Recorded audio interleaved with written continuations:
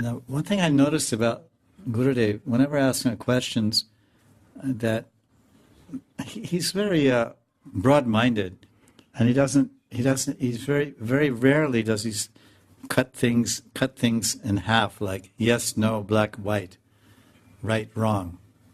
I mean, when something's obviously wrong, or morally wrong, or legally or morally wrong, or spiritually wrong, he says this is wrong or this is incorrect.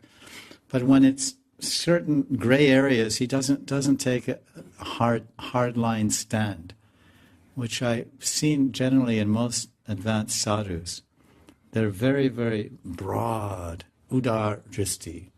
Their vision is so broad, their experience is so vast, because they're viewing this whole reality that we're struggling in. They're viewing it from outside this reality, from the viewpoint of transcendence. They're from the outside looking in, and we're from the inside not looking.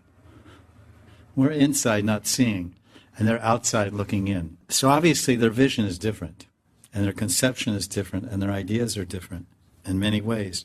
The way they think and see is what attracts people to the feet of the sadhu.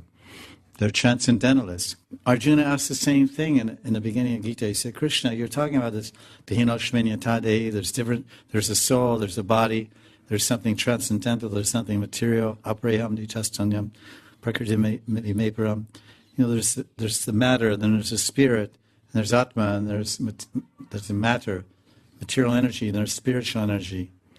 So how does a transcendentalist, how does a spiritualist, how does he see reality?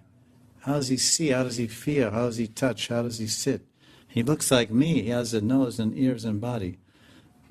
But the consciousness, the software, we can say the software, two computers look the same, but one costs, 200 rupees and one costs 2 lakhs.